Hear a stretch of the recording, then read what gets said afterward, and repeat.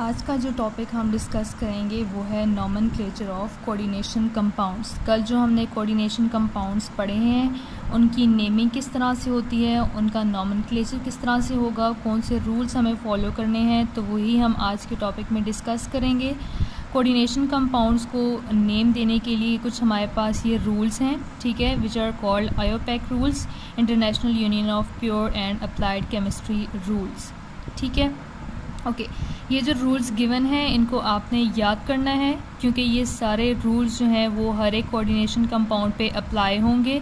तो ये रूल्स अगर आपको याद होंगे तभी आपको नेमिंग इजी लगेगी, वरना आपके लिए डिफ़िकल्टी होगी।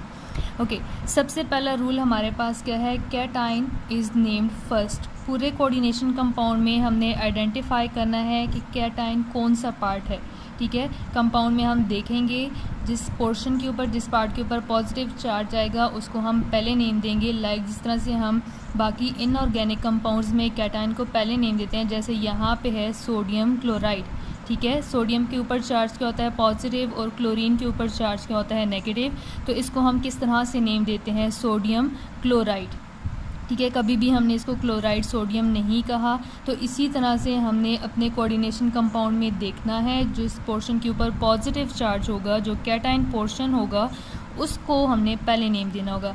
अब हमें किस तरह से पता चलेगा कि कौन सा पोर्शन कैटाइन है और कौन सा एनाइन, तो ये बात आपने याद रखनी है, जो चीज़ पहले लिखी होगी वो क्या होगी, कैटाइन होगी।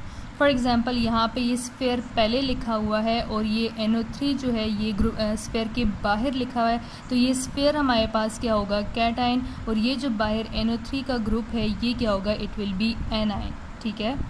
ये याद रखना है जो भी चीज़ हो, ठीक है। दो चीज़ें यहाँ पे होती हैं, याद स्फेयर होता है और साथ में हमारे पास इसके राइट साइड पे या लेफ़्ट साइड पे ग्रुप ऑफ एटम्स प्रेजेंट होते हैं। इस एग्जांपल में स्फेयर पहले लिखा हुआ है, तो ये जो पूरा कोऑर्डिनेशन स्फेयर है ये क्या होगा, कैटाइन, और ये क्या होगा, एनाइन। तो हम पहले कौन से पोर्शन को नेम देंगे, इस पोर्शन को नेम देंगे, स्फेयर को नेम देंगे, उसके बाद हमने इसको नेम देना होगा।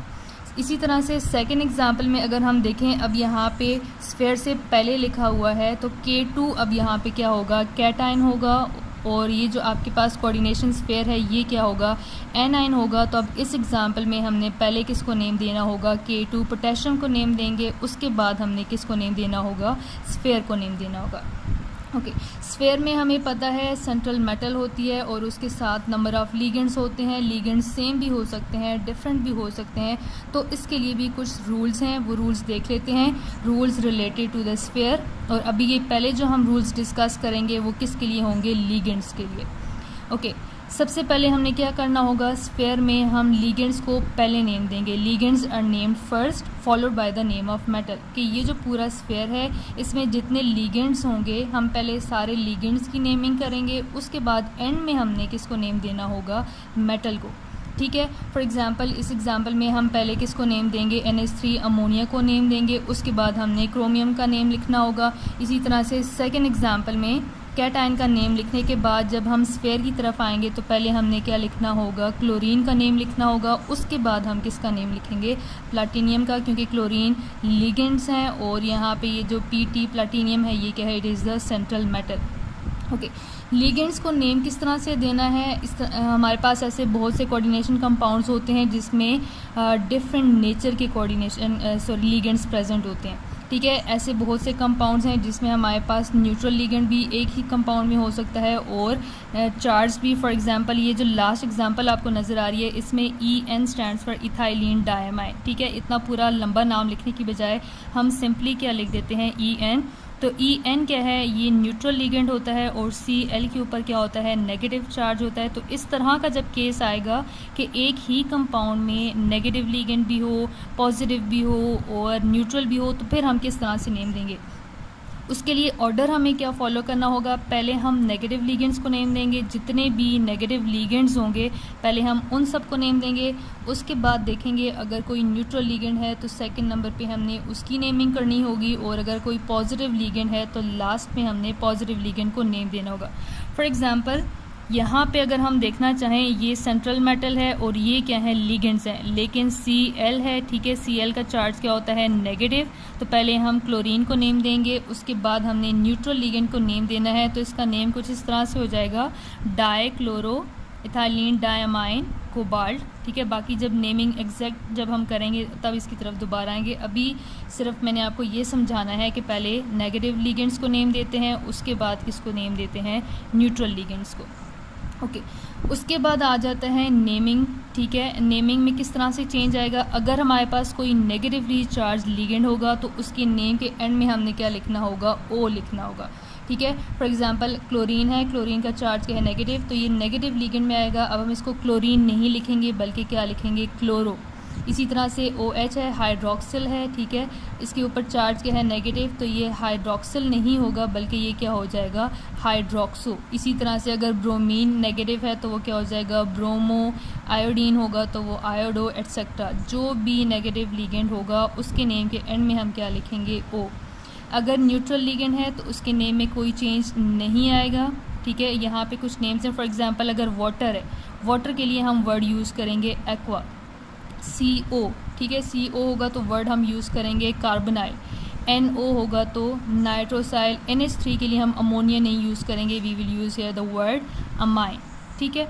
उसके बाद इन केस अगर हमारे पास कहीं पे पॉजिटिव लिगेंड आ रहा है तो उसके नेम के एंड में हमने क्या लिखना होगा, IUM। For example NO positive है तो ये क्या हो जाएगा, नाइट्रोसोनियम, ठीक है। NO जब न्यूट्रल था तो हमने इसका नाम चेंज नहीं किया, ये नाइट्रोसाइल ही रहेगा। और जब ये चार्ज हो जाएगा पॉजिटिवली चार्ज तो नेम के एंड में हम क्या लिखेंगे, IUM, और ये नाइट्रोसाइल से क्या हो जाएगा, नाइट्रोसोनियम। ओके उसके बाद अगर हमारे पास क्या आ रहा है, एक ही लिगेंड है और वो मल्टीपल टाइम्स प्रेजेंट है। फॉर एग्जांपल यहाँ पे क्लोरीन है, ठीक है।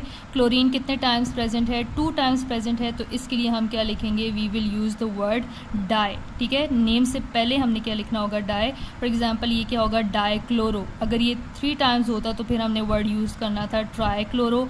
अगर ये 4 टाइम्स होता तो फिर हमने क्या यूज़ करना था, टेट्रा क्लोरो, पेंटा क्लोरो, इसी तरह से।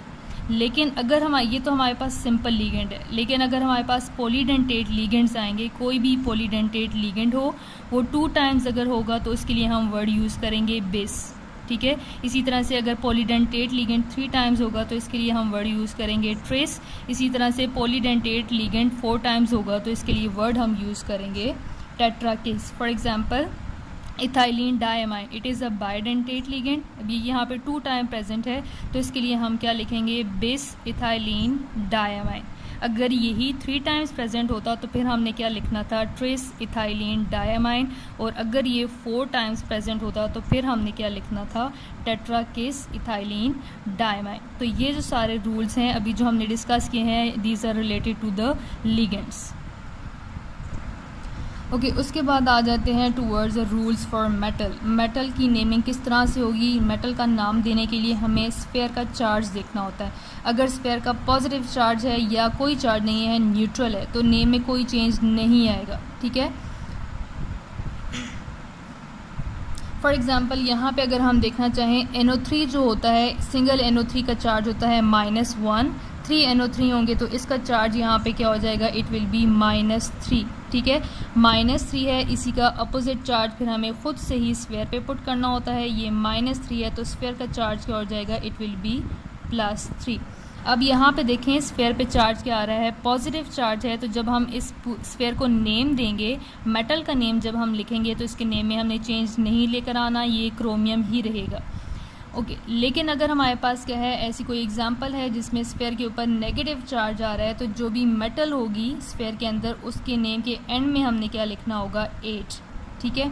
फॉर एग्जांपल अगर क्रोमियम होगा तो ये कन्वर्ट हो जाएगा क्रोमेट, वैनेडियम होगा तो it will be converted into vanadate, iron होगा तो ये कन्वर्ट हो जाएगा फीरेट में, निकल होगा तो निकलेट, और ऑरम या गोल्ड होगा तो इसको हम कन्वर्ट कर देंगे इनटू ऑरेट, ठीक है। यहाँ पे जब हम आते हैं, जब नेगेटिव लिगेंड होता है तो मोस्टली मेटल्स का जो क्लासिकल नेम है हम वही फॉलो करते हैं। जिस तरह से ऑरम है, फेरम है, फेरम से हमने इसको क्या बना दिया, फीरेट, ऑरम से क्या बना दिया, ऑरेट। इसी तरह से अगर सिल्वर होगा तो इसके लिए हम वर्ड यूज़ करेंगे आर्जिनेट, ओके। उसके बाद जो हमारे पास मेटल की ऑक्सीडेशन स्टेट होगी, उसके ऊपर जो चार्ज होगा वो हमने लिखना होगा in Roman numbers after the name of metal, ठीक है। ये सारे रूल्स जितने भी अब हमने पढ़े हैं इनको हम एग्जांपल्स पे अप्लाई करते हैं 1 बाय 1, तो आपको क्लियरली समझ आ जाएगी, ओके। फर्स्ट वन एग्जांपल अगर हम देखें